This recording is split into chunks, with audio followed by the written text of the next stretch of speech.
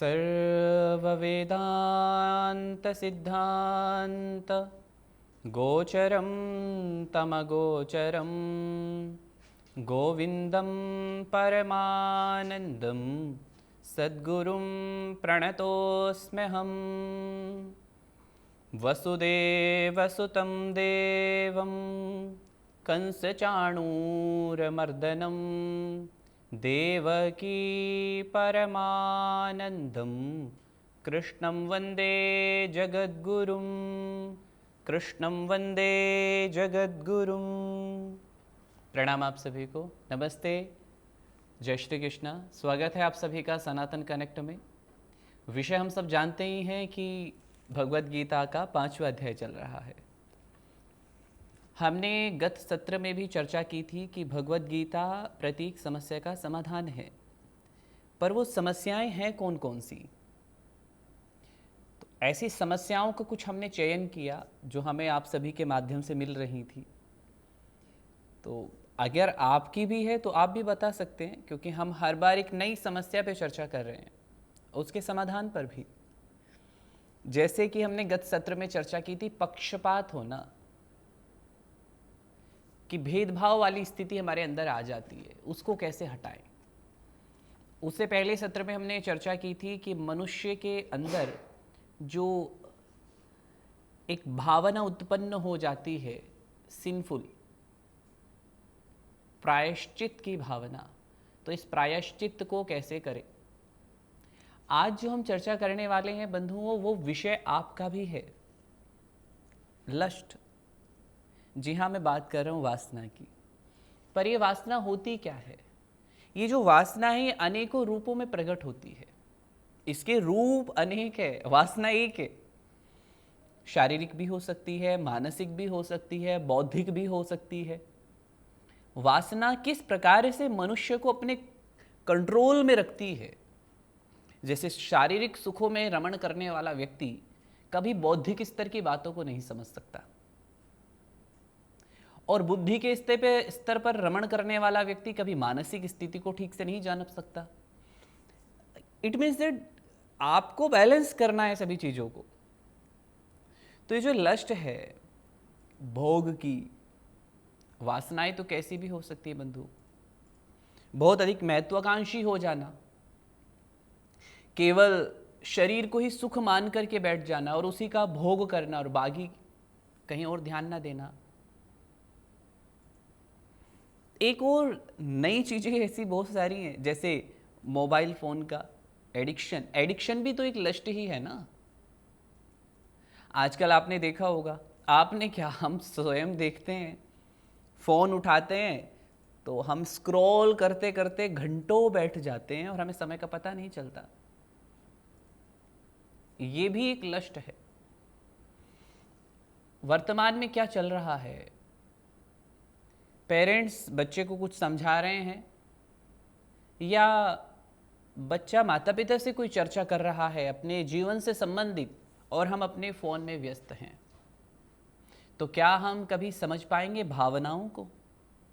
बिल्कुल भी नहीं, क्योंकि सुने हुए का चिंतन करना होता है बंधुओं। बहुत बार बंधुओं हम इन्हीं समस्याओं से निकल रहे होते हैं कि हम समझाने वाले को ही नहीं समझ पाते। दुर्योधन, आप भगवत गीता में देखिए, महाभारत में देखिए, दुर्योधन की स्थिति क्या थी। स्वयं कृष्ण समझा रहे हैं बैठ करके, पर एक आवरण जो लग गया है, उसके कारण हम ठीक ज्ञान को नहीं समझ पा रहे हैं। समझ रहे हैं तो केवल बौद्धिक स्तर पर, हम उसे अपने जीवन में नहीं लेके आ पा रहे हैं। ये समस्या है। तो ये जो सिचुएशंस हैं, ये जो लस्ट है, कैसे इससे दूर हुआ जाए, आज की समस्या यही है, वासना, लस्ट। समाधान क्या हो सकते हैं इसके? तो सबसे पहले तो भगवान श्री कृष्ण अर्जुन को एक ज्ञानी पुरुष के लक्षण बताते हैं। एक ज्ञानी पुरुष कैसा होता है, तो उसके विषय में कहते हैं, श्लोक संख्या 20, न प्रहृष्येत् प्रियं प्राप्य नो द्विजेत् प्राप्य च प्रियं स्थिरबुद्धिरसम्मूढो ब्रह्मविद ब्राह्मणि स्थितः। भगवान कहते हैं अर्जुन से, जो पुरुष प्रिय को प्राप्त करके हर्षित नहीं हो रहा है और अप्रिय को प्राप्त होने पर उद्विग्न नहीं हो रहा है, ऐसा स्थिर बुद्धि पुरुष जो अपने संशयों से ऊपर उठ चुका है, जिसके अंदर डाउट्स नहीं है, समर्पण है तो फिर वह ब्रह्म में ही स्थित रहता है, फिर वो ब्रह्म को ही जी रहा होता है, फिर वह उनके साथ एक ही भाव से स्थित हो जाता है, उसी सच्चिदानंद घन परमेश्वर परब्रह्म में। क्योंकि जो ज्ञानी पुरुष है वह समझ चुका है, सुख आ रहा है तो उसके बाद दुख आना निश्चित है, वो उसके लिए तैयार है। दुख है तो कल सुख आएगा, यह भी निश्चित है। हम कभी एक जैसे तो रहे नहीं है। बचपन में थे, बाल्यावस्था थी, फिर युवावस्था आई है, धीरे धीरे अवस्था परिवर्तन भी हो रहा है। भगवान श्री कृष्ण बार बार यहां पर ज्ञानी पुरुष के लक्षणों को बताते हुए कहते हैं कि वह इस प्रकार से सच्चिदानंद घन परमेश्वर में स्थित हो जाता है कि फिर उसका मन ना उद्विग्न होता है और ना ही अधिक हर्षित होता है। आपने देखा होगा, शहर में, पूरे महानगर में एक दिन में बहुत सारे बच्चे जन्म लेते हैं और बहुत से लोगों की मृत्यु होती है। हमें इस चीज का प्रभाव नहीं पड़ता। क्यों? क्योंकि उससे हमारा कोई संबंध नहीं है। पर हमारे घर में कोई जन्म लेता है, हमारे घर में कोई किसी की मृत्यु होती है, हमें दुख पहुंचता है या हमें खुशी होती है। क्यों? क्योंकि उससे हमारा संबंध है। पूरे महानगर में हो रहे हैं, उससे कोई वो नहीं है। तो अर्थ क्या है कि जहां संबंध हैं वहां पर दुख भी है, वहां पर सुख भी है। तो इसका अर्थ क्या हुआ कि ये जो घटनाएं हैं ये हमारे मन को विचलित नहीं कर सकती। एक स्थिर बुद्धि पुरुष, एक ज्ञानी पुरुष ना तो अधिक हर्षित होता है और ना ही उद्विग्न होता है, वे एक समान रहता है। ये मन की, अब इस श्लोक के बारे में यदि चिंतन करें, कहीं ऐसा तो नहीं पाषाण की तरह बन जाएंगे, पत्थर की तरह, ऐसा नहीं है। भावनाएं उसके अंदर भी होती हैं। बस बात क्या आ रही है कि आपका सेल्फ कंट्रोल हो जाता है। घर में आपने देखा होगा, अगर पिता ही रोने लग जाए तो माता की स्थिति क्या होगी? बहुत बार कहते हैं ना, पुरुष रोते नहीं है, फिर उनका एक भाव ऐसा बन जाता है। नेक्स्ट श्लोक पे चलते हैं। बाह्य स्पर्शेष्वसक्तात्मा विन्द्यत्यात्मनि यत्सुखम् स ब्रह्म योगयुक्तात्मा सुखम अक्षयमश्नुते। पहले के श्लोक से एक धारणा मन में बन सकती है कि आध्यात्मिकता कहीं ऐसा तो नहीं है कि गति शून्य वाली स्थिति है। ये आध्यात्मिक जीवन में आने के बाद मनुष्य शुष्क हृदय बन जाता है, उसके अंदर कोई भाव नहीं होते हैं। तो ये बात मन में आ सकती है। तो यदि ऐसा रहा होता बंधुओं, तो बहुत सारे आध्यात्मिक लोग अब तक इससे विदा ले चुके होते। इसमें कोई अतिशयोक्ति भी नहीं है कि ये प्रश्न यदि हमारे मन में आ रहा है तो। पर जगत गुरु भगवान श्री कृष्ण ऐसे प्रश्नों के उत्तर भी तैयार रखते ही हैं। और अगर शिष्य गुरु से ऐसे प्रश्न करें तो इसमें कोई उत्तेजना वाली बात भी नहीं है कि नहीं नहीं कैसे प्रश्न कर डाले। जन सामान्य के प्रश्न है, सामान्य रूप से ऐसे प्रश्न होते ही है। कोई भी व्यक्ति, अगर कोई बुद्धिमान व्यक्ति है, किसी लक्ष्य की ओर बढ़े तो पहले वो ये देखेगा ना, इसका प्रयोजन क्या है, इससे लाभ क्या क्या होने वाले हैं। हम यहां पे आत्मिक सुख की बातें कर रहे हैं, पर बाहर थोड़ा बहुत सुख तो मिल ही रहा है ना। वहां के बारे में धारणा है, कहीं ऐसा तो ना हो शुष्क हृदय बन जाए। पर जगत गुरु भगवान श्री कृष्ण यहां पर भी स्पष्ट करते हुए कहते हैं कि जब व्यक्ति बाह्य विषय वासनाओं से मुक्त होकर के आंतरिक सुख की ओर बढ़ता है, जब वह उस आत्मिक सुख की ओर बढ़ने लगता है और जब वह आत्मा के साथ उसका एक संबंध बन जाता है, जब वह स्वयं में ही निष्ठ होने लगता है, जब वह उस ब्रह्म में निष्ठ होने लगता है, तब वह उस ब्रह्म को प्रत्येक स्थान पे देखने लग जाता है। और उसके बाद क्या होता है कि वो सुख जो हम 5 मिनट का प्राप्त कर रहे थे, फिर अक्षयम सुखम अश्नुते, ऐसा सुख प्राप्त होता है जो कभी नष्ट नहीं हो सकता। केवल इतना कि हम प्रेम को देखते गिव एंड टेक वाली बातें, मैं करता हूं तो तुम भी करो, पर प्रेम ये थोड़ी ना है। प्रेम है मैं करता हूं, प्रेम व्यापार थोड़ी ना है कि मैंने किया तो तुम भी करो। प्रेम तो व्यवहार है, और व्यवहार में व्यापार नहीं देखा जाता। जब भगवान से प्रेम होता है तो फिर उनको प्रत्येक स्थान में, हर एक वस्तु में, हर एक व्यक्ति में, हर एक जीव में देखने प्रारंभ कर देते हैं, और वही है अक्षयम सुख, जो कभी नष्ट नहीं हो सकता। क्योंकि ज्ञानी पुरुष एक बार ज्ञान में आ गया तो पुनः अज्ञान को प्राप्त नहीं होता। तो जब बाहरी विषया आसक्ति से, माने बाहरी अट्रैक्शन, जो बाहरी अटैचमेंट है, जब हम इनसे ऊपर बढ़ने लगते हैं और हृदय से उस ब्रह्म का, उस ईश्वर का ध्यान करने लगते हैं, जब हम उनको हर एक स्थान में स्वयं में देखना प्रारंभ कर देते हैं, तो इससे बड़ा सुख कुछ नहीं हो सकता। फिर ये सुख कभी समाप्त नहीं हो सकता। आपने देखा होगा कि बड़े बड़े साधक, बहुत ऐसे महापुरुष हुए हैं जिन्हें कभी किसी बात का कोई प्रभाव ही नहीं पड़ा। किसी ने उन्हें गाली दी या किसी ने उनका सम्मान किया, वो स्थिर हैं। क्यों? क्योंकि वो एक ब्रह्म की सत्ता में आरूढ़ होकर के चल रहे हैं। इससे अगले श्लोक में भगवान कहते हैं, ये ही संस्पर्शजा भोगा दुःखयोनय एव ते आद्यन्तवन्तः कौन्तेय न तेषु रमते बुधः। भगवान अर्जुन से कह रहे हैं, ये हमने जिस समस्या के बारे में चर्चा की थी, पहले ही बोला था कि लस्ट कैसे हटाएं। ये श्लोक जो भी चल रहे हैं सब उसी से संबंधित ही हैं। भगवान कह रहे हैं ये जो वासनाएं हैं ये बाहरी हैं,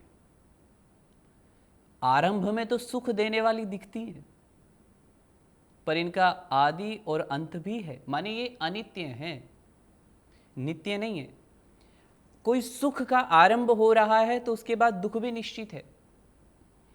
ये केवल और केवल हमें बस थकाती हैं, दौड़ा दौड़ा करके, और मनुष्य झूठी आशाएं लेकर के दौड़ रहा होता है उनके पीछे कि इनमें सुख है। ऐसी झूठी आशाएं दुख के अलावा और कुछ नहीं दे सकती। अब बात यह आती है कि क्या फिर हम अपने कर्तव्य कर्मों को ना करें? तो बंधुओं, कर्तव्य कर्मों को तो करना है, पर डिटैचमेंट के साथ। यहां पर जो बात आ रही है, एक बात बहुत अच्छे से समझने वाली है। वो क्या है? जो सुख हमें आत्मिक रूप से मिल सकता है वो बाह्य रूप से नहीं मिल सकता। अभी हम जो चर्चा कर रहे हैं, इस चर्चा में या भगवत गीता में या शास्त्रों में जो सुख है वो बाहर नहीं है। आत्मा के और सत के आनंद के सुख के प्रयास में तो हर एक मनुष्य रहता है। ऐसा सुख जो कभी समाप्त ना हो, ऐसा कौन नहीं चाहेगा कि मैं सदैव सुखी रहूं? क्या आपका मन नहीं करता कभी कभी, आज तो मन बड़ा उदास हो गया है? ये उदासी क्या है? ये जो आपको बार बार घेर लेती है आकर के, ये यही तो है कि जो सुख आप ढूंढ रहे हैं बाहर, वो नहीं है। एक जीवन मुक्त महापुरुष भी इसके लिए प्रयास करता है कि वह बाहरी सुखों से हट करके आंतरिक सुख की ओर बढ़े। विषय आसक्ति शरीर की यदि हम बात करें तो कितनी देर तक रहती है? जो शरीर जवानी में अच्छा लग रहा है, बुढ़ापे में जब झुर्रियां पड़ जाती हैं तब उसी शरीर से आप दूर भागने लगते हैं। तो फिर क्या ये सुख है? तो शरीर सुख नहीं है। तो सुख क्या है फिर? आंतरिक सुख क्या है? एक भरथरी नाम के राजा हुए हैं। मैं बहुत संक्षेप में बता रहा हूं उनकी स्टोरी।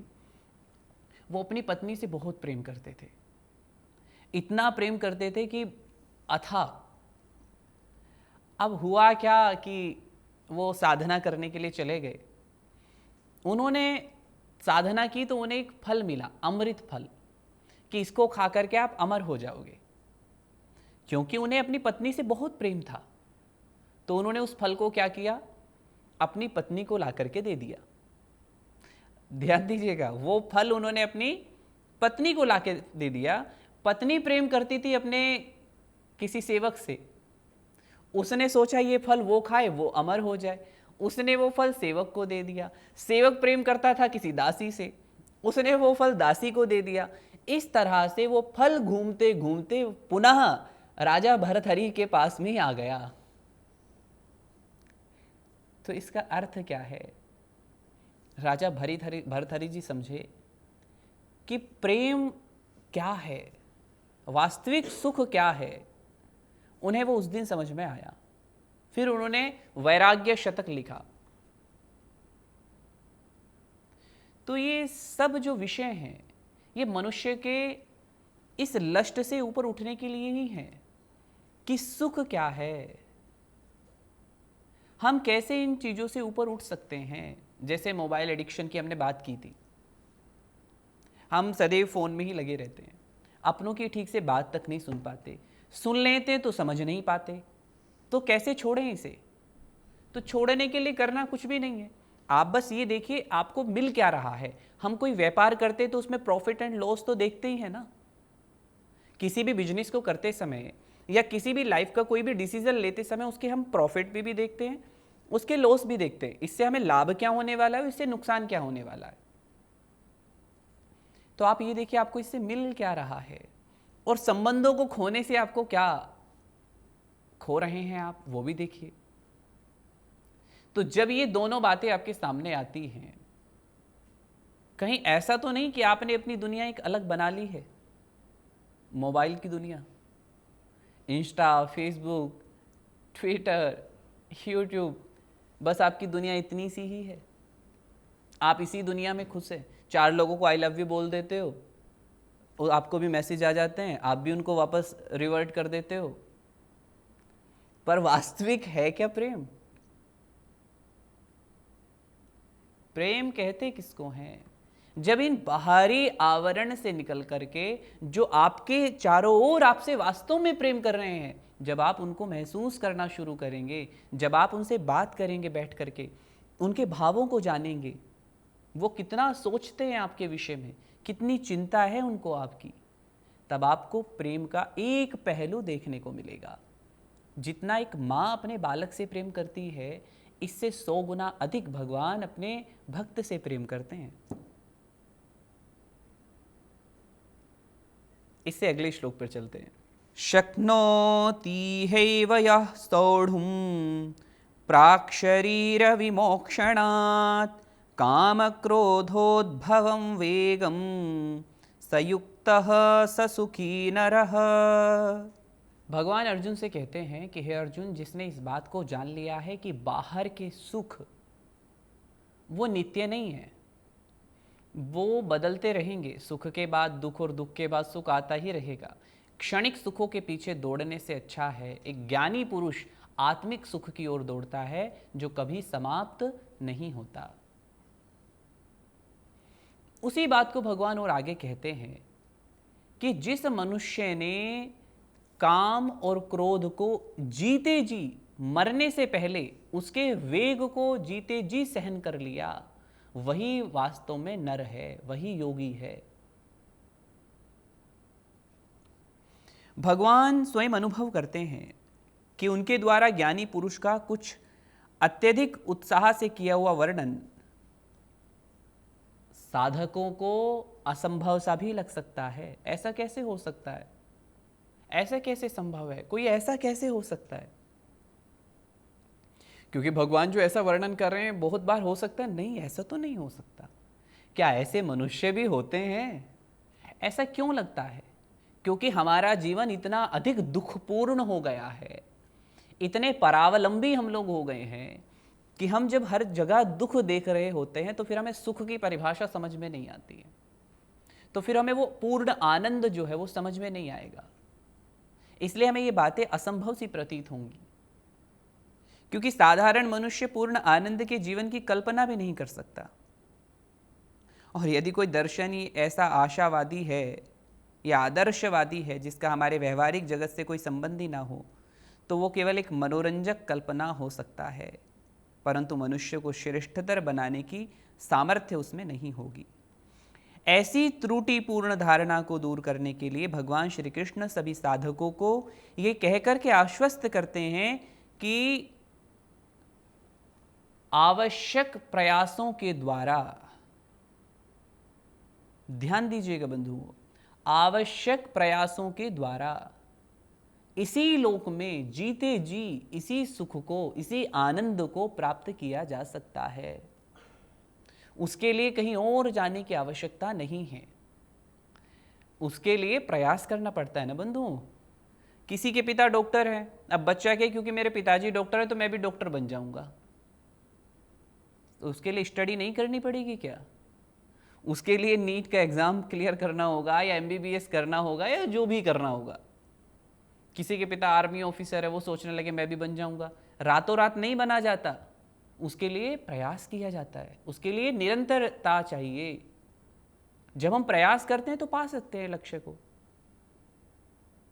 फॉर एग्जाम्पल, जैसे कि अब हम देखें, बहुत लोग तैयारी कर रहे हैं प्रशासनिक सेवा की, किसी को आईएएस बनना है, किसी को आईपीएस बनना है, किसी को पीसीएस बनना है, पर केवल वो बैठ करके सोचते ही रहे क्योंकि मेरे चाचा थे, क्योंकि मेरे दादा थे और वो आईएएस बने थे, वो आईपीएस बने थे, मैं भी बन जाऊंगा।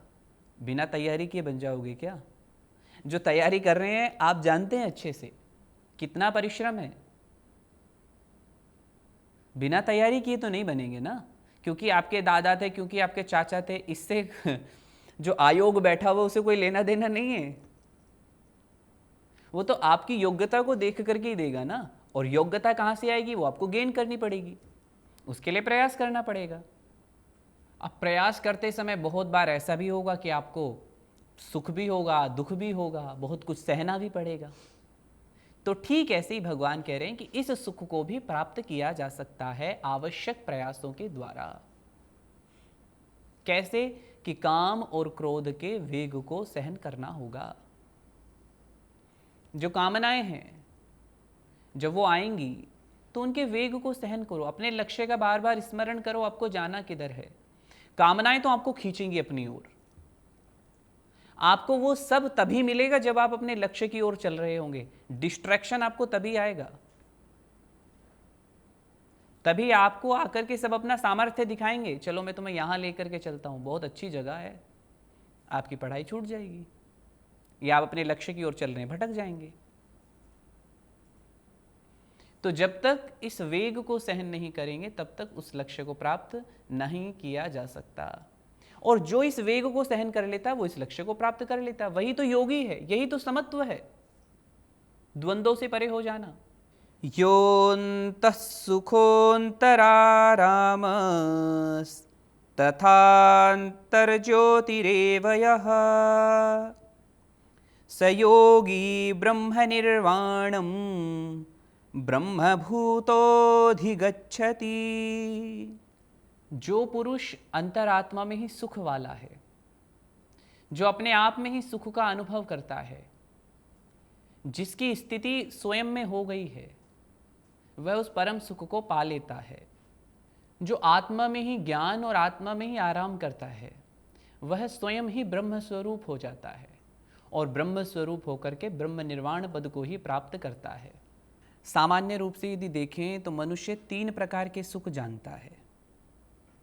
शारीरिक सुख, शारीरिक उपभोगों का सुख, भावनाओं का सुख, विचारों का आनंद होता है ना। एक तो शारीरिक सुख होता है, शारीरिक उपभोगों में सुख मिलता है, एक भावनाओं में सुख मिलता है, इमोशंस में, है ना। कोई बैठ करके आपकी प्रशंसा करे या अपने मन की बातें आपसे कहे, प्यार भरी बातें करें तो सुख मिलता है वहाँ पर, अच्छे अच्छे विचार प्रकट करें अपने। तो ये सामान्य रूप से 3 ही प्रकार के सुख हम जानते हैं, इससे अलग सुख के बारे में हमें पता ही नहीं है। हमें लगता है सुख या तो शरीर से महसूस होगा या फिर भावनाओं से महसूस होगा या फिर विचारों से पता चलेगा, यही आनंद है। हम तो इतना ही जानते हैं, सामान्य मनुष्य इतना ही जानता है। पर अभी जो हमने 3 श्लोक किए, इन 3 श्लोकों से एक बात तो स्पष्ट हो जाती है कि सुख ये नहीं है।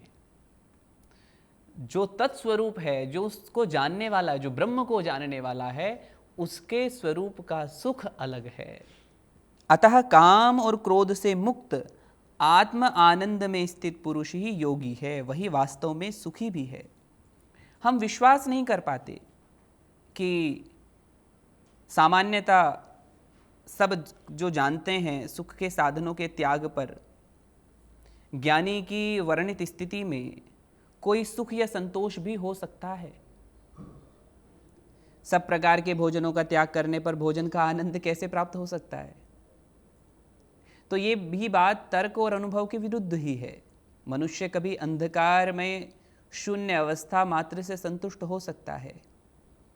मनुष्य दिन रात कार्य कर रहा है, परिश्रम कर रहा है, तो परिणाम में वह सुख चाहता है, अथवा कोई किसी वस्तु को पाने की एक लालसा है। दिन रात सभी लोग अपने अपने कार्य क्षेत्र में कार्य करते दिख रहे हैं। आप यदि सभी से प्रश्न करें तो एक ही बात आएगी कि अधिक से अधिक सेटिस्फेक्शन हो, एक हैप्पीनेस हो लाइफ में। जब हम रहें, जब तक रहें तब तक एक सुख हो। बंधुओं, एक विषय आता है हम सबके सामने। हम सब सुख चाहने की एक चाह में न जाने कितने हीन कर्म भी करने लग जाते हैं। अपनी वासनाओं की पूर्ति करने के लिए हम जो नहीं करने वाले कर्म हैं उनको भी कर बैठते हैं, क्योंकि हमारे बैकग्राउंड क्या चल रहा है? मुझे सुख चाहिए, सुख केवल। दुख का नाम सुन के तो हम घबरा जाते हैं। इसीलिए हम कोई भी अनुष्ठान करेंगे, कोई भी पूजा पाठ करेंगे, या किसी को भी धोखा देंगे, किसी की हत्या करेंगे, अनेकों ऐसे बहुत सारे कार्य हो रहे हैं। मनुष्य निकृष्टता की सीमाएं पार कर देता है, क्योंकि किसी को पैसे में सुख है, किसी को कहां सुख मिल रहा है। ये ग्रीड मनुष्य को कहां तक ले जाती है, इसकी कोई सीमा नहीं है। पर एक जो आत्म आनंद में युक्त है, वह मनुष्य स्वयं ब्रह्म स्वरूप बन जाता है, स्वयं उसी को प्राप्त कर लेता है जीते जी। यही है वासनाओं से निकलने का एक सबसे अच्छा और सुगम मार्ग, कि हम अपने कर्तव्य कर्म को करते हुए चलें। और जो मिल रहा है, एक पंक्ति है कि जो प्राप्त है वही पर्याप्त है, यही सुख है। लभन्ते ब्रह्म निर्वाणम ऋषयः क्षीणकल्मषाः छिन्नद्वैधायतात्मानः सर्वभूतहिते रताः। जब मनुष्य सेल्फ कंट्रोल करके ध्यानावस्था की ओर बढ़ता है या अपने लक्ष्य की ओर बढ़ने लगता है, तब वह अपने मन के सभी पापों को धो डालता है, और उसके अंदर जो भरे हुए जो कल्मशता है, जो बुराइयां हैं, धीरे धीरे वो भी नष्ट होने लग जाती हैं। ऐसा होने से क्या होता है कि वह स्वयं सहज रूप से सिद्ध हो जाता है। सिद्ध किसके लिए हो जाता है? स्वयं के लिए, स्वयं की यात्रा के लिए। और जब उसके सब पाप नष्ट हो जाते हैं तो ज्ञान का उदय होता है, और जब ज्ञान का उदय होता है तो सारे डाउट्स भी क्लियर हो जाते हैं, और जब डाउट्स क्लियर हो जाते हैं तो फिर वो सब प्राणियों के हित में रमण करने लग जाता है। जब वो सबके हित का चिंतन करने लग जाता है, सबसे प्रेम होने लग जाता है, और जब ऐसा होता है तो मन शांत हो जाता है। जब व्यक्ति का मन शांत हो जाता है तब उसके अंदर एक बच्चे वाली निश्चलता आ जाती है, उसके अंदर से छल कपट राग द्वेष सब समाप्त हो जाता है। जैसे एक बालक रहता है ना, अबोध बालक, वो निश्चल प्रेम करता है, उसके अंदर कोई छल नहीं होता। ऐसे ही फिर वह मनुष्य निश्चलता को प्राप्त करके परमात्मा से वह निश्चल प्रेम करने लग जाता है, जिसमें कोई छल नहीं है, जिसमें कोई कामना नहीं है, कोई लोभ नहीं है, कोई लालच नहीं है, सिर्फ प्रेम है। मैं उनका हूं और उनके लिए हूं, केवल ये भाव दृढ़ होने लग जाता है। ऐसा ब्रह्मवेत्ता पुरुष शांत ब्रह्म को ही प्राप्त होता है। जैसे आपने देखा होगा समुद्र में लहरें उठती हैं, पर लहर और समुद्र में अगर तत्व रूप से देखें तो जल ही है। तो जब लहरें समुद्र में लीन जैसे हो जाती हैं और समुद्र का ही रूप बन जाती है, ऐसी आत्मा और परमात्मा दोनों एक ही हैं। फिर दोनों ब्रह्म स्वरूप ही, माने यह जो आत्मा है परमात्मा में ही लीन होकर के ब्रह्म स्वरूप ही हो जाती है। आत्मा और परमात्मा दो कोई भेद नहीं है, इनमें एक ही है। जैसे लहर और समुद्र दोनों एक ही हैं, ऐसे ही यह ब्रह्मवेत्ता पुरुष अंत में उसी ब्रह्म में लीन हो जाता है। यही शांति है। अब एक प्रश्न हम सबके सामने आ रहा है, शांति है पर इस शांति को प्राप्त कैसे करें? कैसे पाएं हम मन की शांति को? कैसे मिलेगी ये शांति हमें? तो एक नई समस्या के साथ हम अगली बार मिलेंगे अगले एपिसोड में। वो समस्या क्या है उसे जानेंगे अगले एपिसोड में। तब तक के लिए आप सभी को प्रणाम, नमस्ते, जय श्री कृष्ण।